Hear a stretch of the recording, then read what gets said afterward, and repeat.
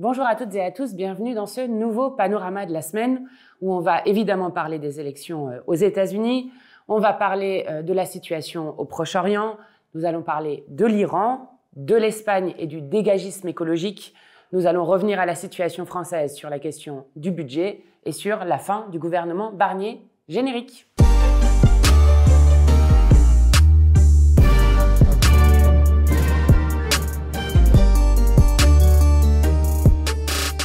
Évidemment, je vais commencer par les élections aux États-Unis, où, contrairement à ce qui a été annoncé par les sondages, ce n'est pas un résultat serré qui a eu lieu, mais une victoire large de Donald Trump, qui va donc redevenir président des États-Unis, ce qui est évidemment une catastrophe pour le peuple états-unien lui-même, puisque Trump est un raciste, violent, misogyne, qu'il a publié un agenda 2025 dans lequel il explique qu'il veut déporter les immigrés, dans lequel il explique qu'il veut couper l'ensemble des subventions au planning familial états-unien, dans lequel il explique qu'il veut complètement interdire l'avortement et même enlever les subventions à n'importe quel organisme de santé qui donnerait juste une information sur le droit à l'avortement. Je rappelle que le droit à l'avortement est fortement entravé ou interdit depuis la décision de la Cour suprême, qui était d'ailleurs la conséquence de la présidence de Trump et des choix des juges conservateurs qu'il avait fait, et qu'on a donc 27 États dans lesquels c'est entravé ou interdit,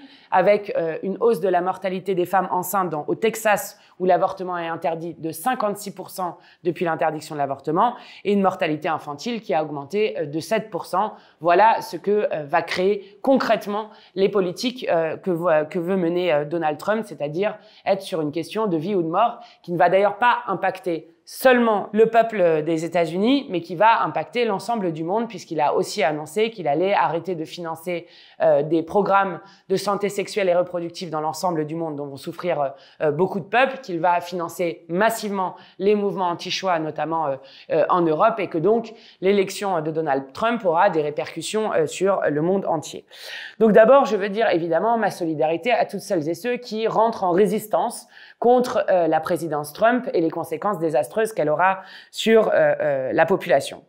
Ensuite, il faut évidemment en tirer des leçons. La première, et je le redis puisque c'est déjà une chose que nous avions vue en France, c'est que les sondages ne font pas l'élection. Et notamment que lorsque vous avez des sondages qui expliquent que c'est comme ça que ça va se passer, eh bien ça ne se passe pas du tout comme ça, puisque Trump a, contrairement à la dernière fois, non seulement gagné sur le collège électoral, puisque dans le système électoral américain, vous élisez des délégués qui ensuite permettent l'élection du président, mais il a aussi gagné sur le vote populaire, ce qui n'était pas le cas la dernière fois, et donc on a une erreur totale de ce qu'avaient prédit les sondages. Première chose. Deuxième chose qui est très importante, c'est seule une gauche radicale peut véritablement vaincre et battre l'extrême droite, puisque vous avez Kamala Harris qui non seulement a cotisé aux discours anti-migrants qui sont ceux de Donald Trump, de l'extrême droite et de la droite, mais qui a aussi continué sur le néolibéralisme en expliquant qu'il n'y avait aucune rupture possible avec le modèle économique que mène notamment Joe Biden, et en assumant entièrement le bilan de Joe Biden, alors que là aussi, ce qui a été démontré dans l'élection, c'est qu'il voulait du changement. Et puis, surtout, en refusant de qualifier le génocide en cours à Gaza, en refusant de demander que ce soit des sanctions contre Israël, mais surtout l'arrêt de la vente d'armes, parce que pour le coup, les États-Unis sont directement complices du génocide en cours à Gaza et de l'extension de la guerre au Liban, puisque si les États-Unis arrêtaient de fournir Netanyahou en armes, alors il ne pourrait plus continuer son offensive meurtrière, que ce soit sur la Palestine, sur le Liban et sur les autres pays alentours. Donc le fait que, un peu comme lorsqu'il y avait la guerre au Vietnam, qu'un sujet soit un sujet qui est largement débattu dans la société états-unienne, sur lequel il y a des mobilisations très fortes, rappelez-vous notamment des mobilisations des étudiants, eh bien le fait qu'il n'y ait pas ensuite de choix démocratique qui permettent de l'exprimer, puisque et le candidat républicain et la candidate démocrate sont en faveur de continuer le soutien inconditionnel à Netanyahou, eh bien fait que ça ne peut pas être tranché démocratiquement, ce qui était le même cas, je vous parlais de la guerre au Vietnam, qui avait provoqué un énorme mouvement anti-guerre aux États-Unis, et sur lequel, là aussi, il n'y avait pas d'offre politique pour transcrire ces mobilisations qui étaient en cours. Et donc, le fait que Kamala Harris ne se soit pas positionnée sur cette question et refuse refuser de le faire a des effets qui sont largement démobilisateurs. Si vous prenez par exemple des États comme le Michigan qui ont toujours voté démocrate, vous voyez des taux de démobilisation de leur électorat, voire parfois un peu qui va vers Trump, mais surtout d'abandon du vote des personnes les plus populaires, des personnes issues de l'immigration, etc., qui, je crois, est symptomatique de ce qui se passe lorsque vous n'avez pas une gauche de rupture qui va réellement affronter l'extrême droite sur les thèmes qu'elle porte et qui n'a pas permis d'avoir, pour le coup, une solution politique au mouvement d'ampleur qui se passe actuellement aux États-Unis. Troisième leçon, et ça en découle, c'est que du coup, quand vous abandonnez les classes populaires, que vous ne proposez pas de rupture avec le modèle qui est dominant et qui est celui que poursuit encore plus Donald Trump. Je rappelle que Donald Trump a été notamment soutenu très fortement par Elon Musk, le multimilliardaire, qui notamment faisait signer une pétition pour la liberté d'expression favorable à Donald Trump et qui offrait chaque jour à toutes les personnes qui montraient qu'elles s'étaient inscrites sur les listes électorales ce qu'on appelle des swing states, donc des États qui peuvent changer d'avis entre démocrates et républicains et qui donc sont souvent les États qui font le vote final, eh bien à toutes les personnes qui avaient signé cette pétition pro-Trump et qui montraient qu'elles s'étaient inscrites sur les listes électorales, non seulement il offrait de l'argent, donc c'est comme si vous aviez des achats de vote, et en plus de ça, il donnait chaque jour de manière en tirant au sort à ces personnes qui avaient signé la pétition et qui montraient qu'elles étaient inscrites sur les listes électorales dans ces États déterminants, eh bien, chaque jour, une personne gagnait $1 million offerts par Elon Musk pour aider à la campagne de Donald Trump, en plus de donner des sommes astronomiques à sa campagne. Et donc, lorsque vous abandonnez les classes populaires, eh bien, elles vous abandonnent aussi. Et donc, la démobilisation de l'électorat et la démobilisation du peuple empêchent de battre l'extrême droite, et c'est au contraire lorsqu'il y a une surmobilisation notamment des milieux populaires, que l'extrême droite peut être battue dans les urnes. En tout cas, d'abord, il est urgent d'avoir des liens de solidarité avec celles et ceux qui vont se battre contre ces politiques mortifères, parce que là, vraiment, c'est des questions de vie ou de mort lorsqu'on parle de politique.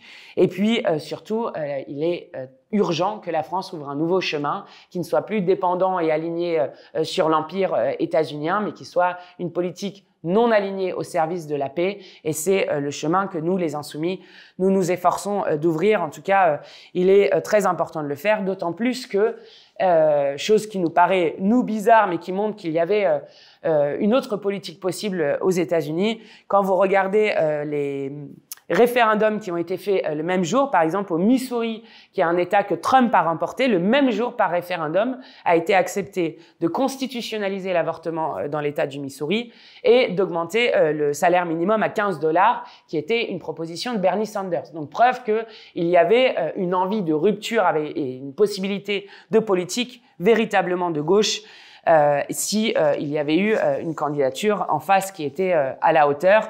Et c'est peut-être la seule bonne nouvelle qu'il y ait, puisque ce n'est pas seulement dans le Missouri qu'il y a eu la constitutionnalisation de l'avortement.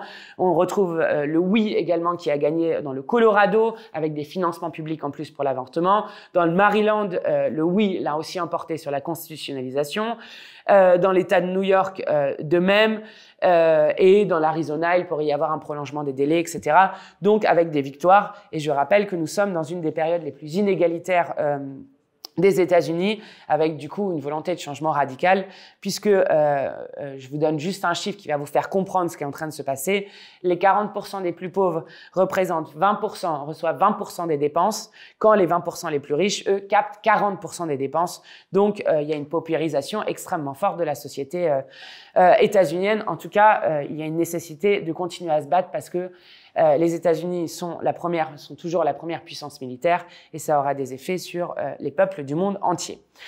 Ensuite, je voulais vous parler évidemment du Proche-Orient, puisque au Proche-Orient, le génocide continue, les bombardements sur le Liban aussi. Et la semaine prochaine, nous allons avoir des combats très importants avec des mobilisations qui ont d'ores et déjà lieu cette semaine, puisque la semaine prochaine aura lieu le Gala de la honte dont je vous ai déjà parlé, qui est organisé par l'association Israel Forever, avec cette avocate franco-israélienne qui s'est fait connaître notamment en manifestant aux entrées de la porte de Gaza pour empêcher des camions d'aide humanitaire de rentrer, qui explique qu'il n'y a aucune population civile innocente à Gaza, donc qui réfute évidemment le génocide et qui organise un gala des génocidaires pour récolter de l'argent. La place est extrêmement chère, elle est autour de 260 € pour toutes les personnes qui y participeront.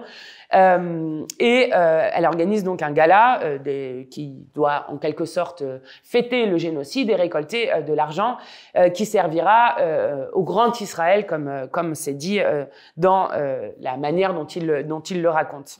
Et alors leur invité d'honneur, c'est le ministre des Finances israélien Smotrich, qui est un négationniste, un génocidaire, un des pires visages du génocide, qui est celui notamment qui expliquait qu'il était justifié et moral de bloquer l'aide alimentaire pour les 2 millions de Gazaouis, et donc il était justifié et moral de les faire mourir de faim, qui déclare que les Palestiniens n'existent pas parce qu'il n'y a pas de peuple palestinien, et qui souhaite le grand Israël qui irait du Liban à la Jordanie, à certaines parties de l'Égypte, de la Syrie, de l'Irak et de l'Arabie Saoudite. Bref, c'est un génocidaire qui arriverait à Paris et c'est absolument impensable, scandaleux, que la France puisse permettre que ce gala puisse se tenir et puisse autoriser Smotrich à venir en France. Je rappelle que, en parallèle, par exemple, le Royaume-Uni est en train de réfléchir très sérieusement à imposer des sanctions contre Smotrich, et je rappelle que des personnalités comme Judith Butler ont été interdites de venir à Paris pour une conférence sur la Palestine, mais que par contre, on déroulerait le tapis rouge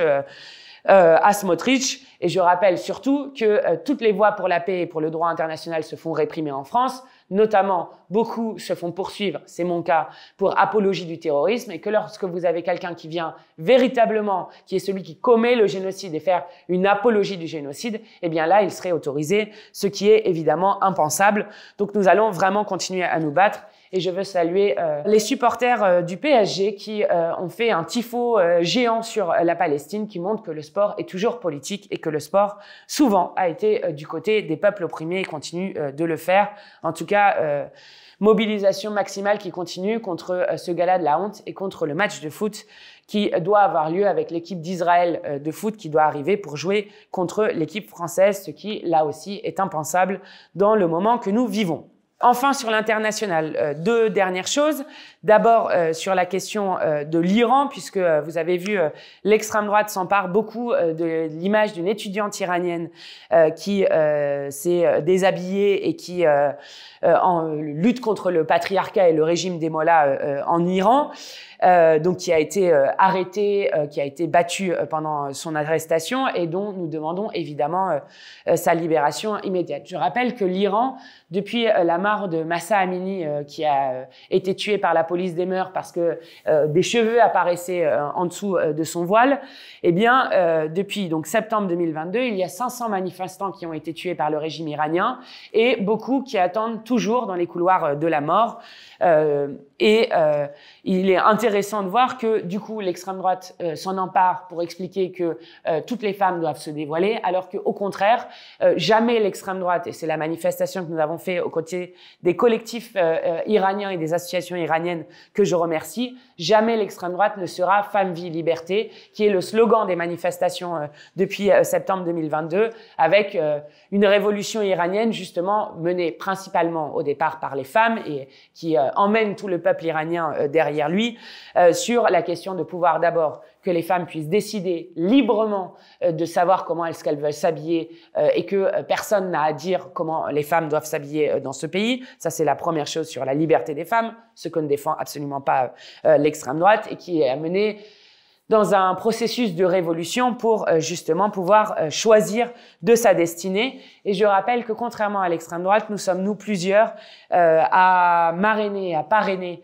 des manifestants qui sont condamnés à mort. Moi, je marraine par exemple un jeune homme qui s'appelle Sharam Marouf Molla, qui est toujours dans le couloir de la mort et évidemment pour lequel nous continuons de nous battre, notamment pour l'abolition totale de la peine de mort dans tous les pays du monde. En tout cas, plein soutien au peuple iranien qui se bat contre ce régime.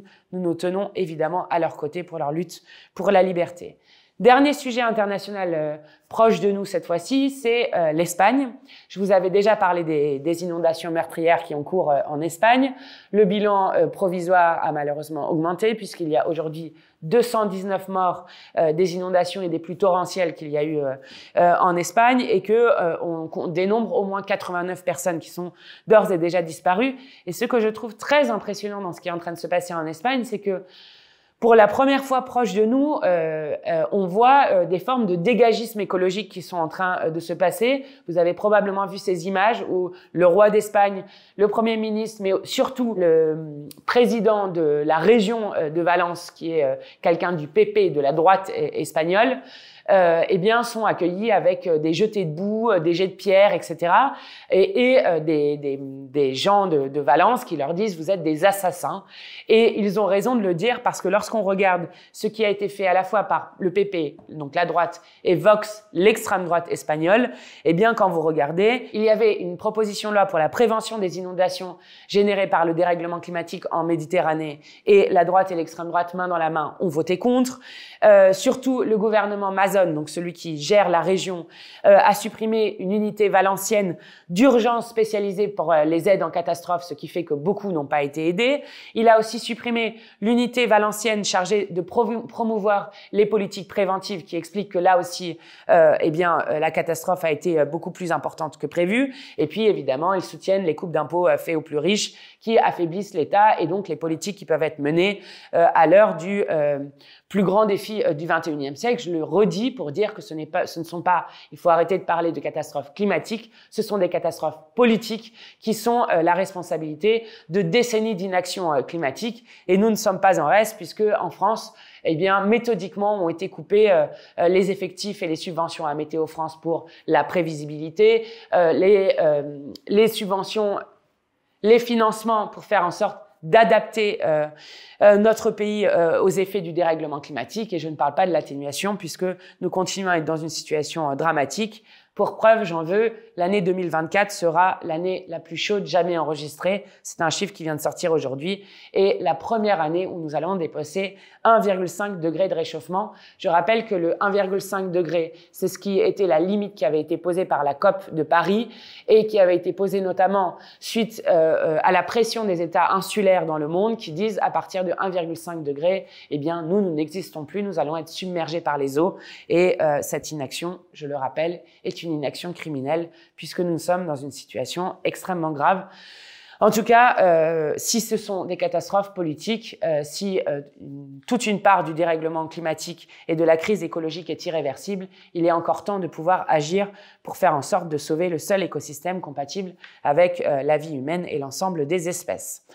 Pour revenir à la situation française, une première chose avant de vous parler du budget, c'est là aussi une instrumentalisation terrifiante de l'extrême droite et du ministre de l'Intérieur Retailleau sur le drame qui a eu lieu à Poitiers avec plusieurs jeunes qui ont été blessés dans une fusillade et notamment un jeune de 15 ans qui est mort suite à ses blessures. Ce jeune de 15 ans, moi je veux d'abord adresser à sa famille mes condoléances les plus sincères. Et le ministre de l'Intérieur qui s'est déplacé à Poitiers n'a pas eu un mot pour ce jeune homme et les autres jeunes de 15 à 16 ans qui étaient blessés. Par contre, le ministre de l'Intérieur est venu pour faire des grands exercices de communication à la Sarkozy ou à la Darmanin, en mentant, puisqu'il a expliqué qu'il y aurait eu 400 à 600 jeunes qui étaient impliqués dans ce drame, alors que selon le procureur de la République lui-même, il y avait 40 à 60 jeunes présents. Et évidemment, le ministre en a profité pour jeter de l'huile sur le feu en parlant de mexicanisation de la France et de narco-racaille, ce qui évidemment n'apporte absolument rien au débat. Et surtout, je voudrais dire au ministre de l'Intérieur, première chose, arrêtez de démanteler la police judiciaire. Si vous êtes sérieux, commencez par supprimer la réforme de la police judiciaire qui a été faite par Darmanin et qui a considérablement affaibli la police judiciaire. Police judiciaire, c'est ceux qui peuvent faire des enquêtes pour toucher les têtes de réseau et notamment les trafiquants. Et c'est comme ça qu'on démantèle des réseaux. Et donc, pour démanteler les réseaux, il faut du temps d'enquête. Or, aujourd'hui, il ne reste que 6 000 agents de police judiciaire sur les 120 000 agents que compte la police. Il en faudrait au moins 15 000. C'était le résultat du rapport d'Hugo Bernalicis notamment.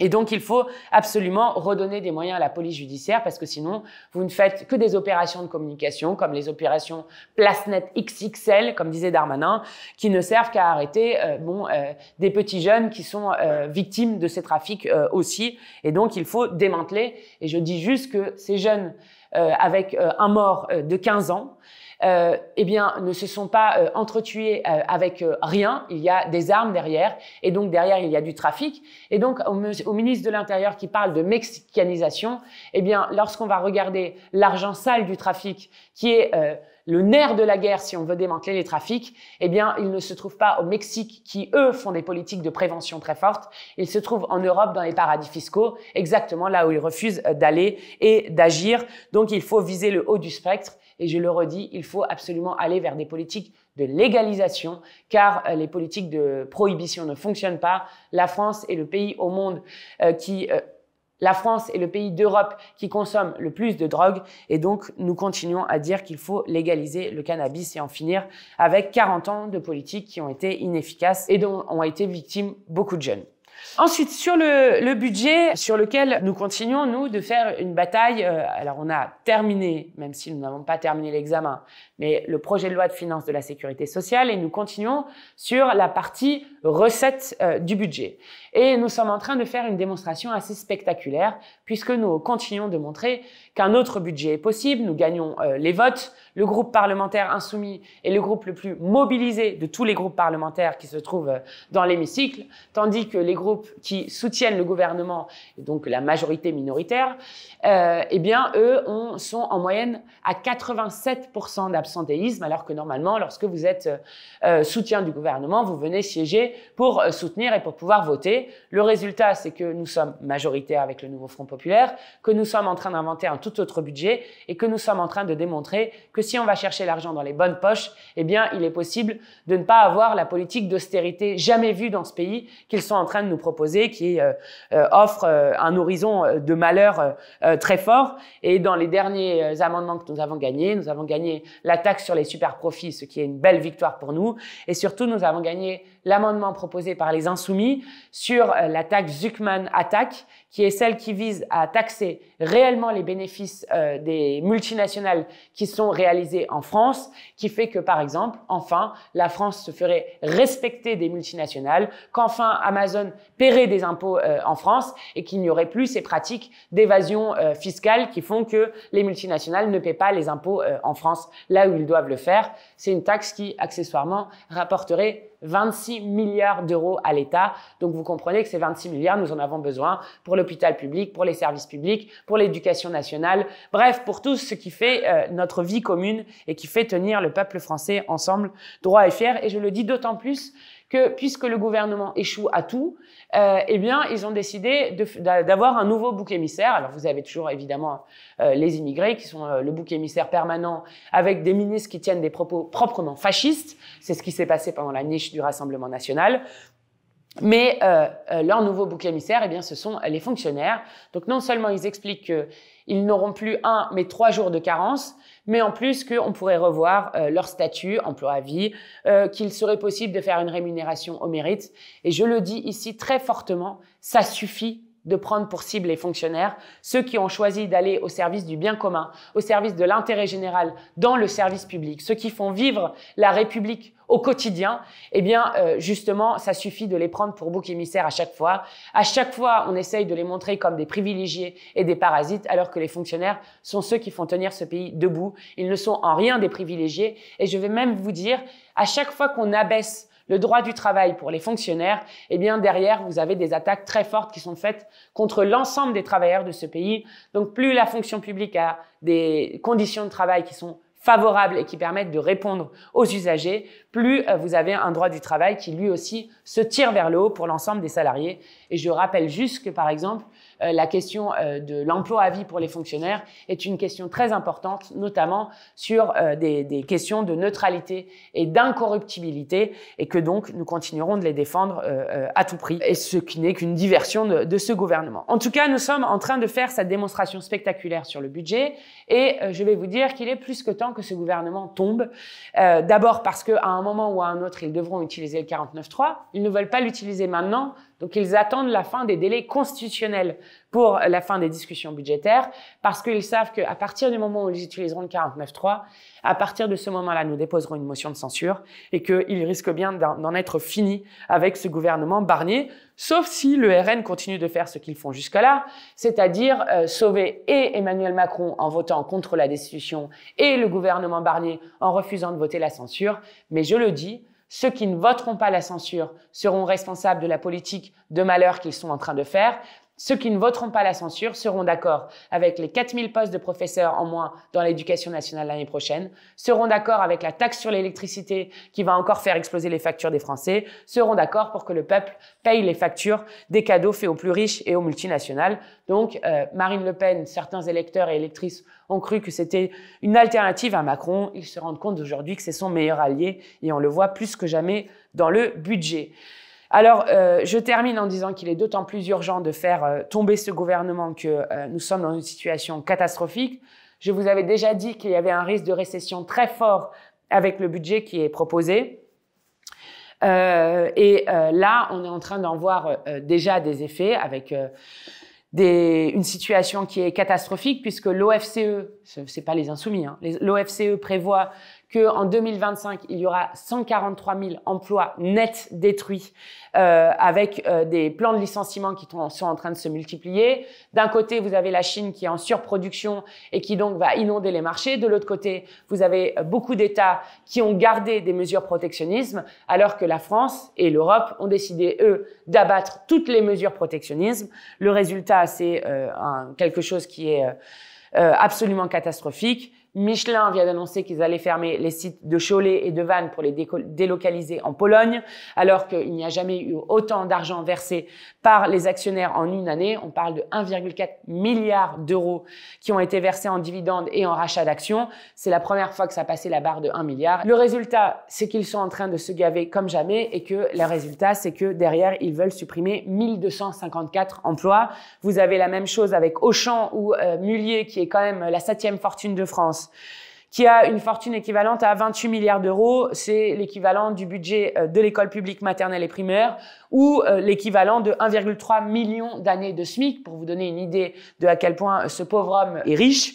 Il a une fortune qui a augmenté de 40% en un an, de 8 milliards d'euros, une petite paille. Eh bien, ils ont annoncé un plan de licenciement qui touchera 2390 emplois à Auchan. Et en 2 jours, là, cette semaine, nous avons appris l'équivalent à peu près de 10 000 suppressions d'emplois. Vous pouvez continuer. Vous avez Sanofi, 388 postes, Casina, moins 3000 postes, la Société Générale, 900 postes, Stellantis, 250 postes d'intérimaires, Carrefour, plus de 300 postes, IBM, 206 postes, etc. Alors, à chaque fois, on donne des chiffres en disant des postes, mais derrière, évidemment, il y a des personnes, il y a des familles qui dépendent de ces emplois.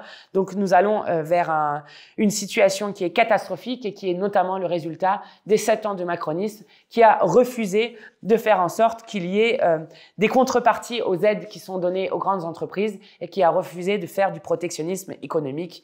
Et on apprend ça au moment où la précarité énergétique explose. C'est le médiateur de l'énergie qui dit qu'il n'a jamais vu une situation comme ça. On a près d'un jeune sur 2 et un Français sur 3 qui ont eu froid dans leur logement l'hiver dernier. C'est 2 fois plus qu'il y a 4 ans. 75% des Français disent qu'ils réduisent 75% des Français disent qu'ils réduisent la température pour des raisons financières parce qu'ils ont peur de la facture.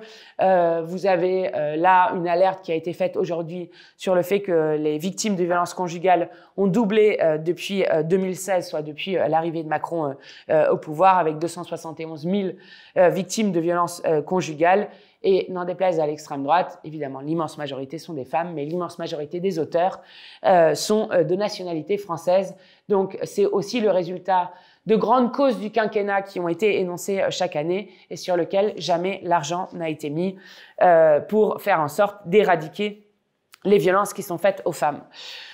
Voilà pour cette semaine. Évidemment, on continue le combat et comme je vous ai donné des nouvelles un peu sombres cette semaine, puisque la situation est au combat et à la résistance, je voudrais terminer par vous dire d'aller voir notamment la poésie de Madeleine Riffaut qui est morte cette semaine et qui était une grande journaliste, une grande autrice de poèmes notamment, qui a été résistante contre l'occupant nazi, qui a dénoncé la guerre en Algérie et la guerre au Vietnam, notamment en étant journaliste communiste, qui rappelle que l'anticolonialisme est un des fondements du combat pour la liberté. Elle a fait à la fin de sa vie beaucoup de choses sur la question de l'hôpital public où elle séjournait pour décrier la cruauté des politiques néolibérales. Donc allez lire ses poésies parce que ça fait du bien. Et cette femme extraordinaire disait notamment « Il n'y a aucune cause perdue excepté celle qu'on abandonne en chemin. On continue le combat. À la semaine prochaine. »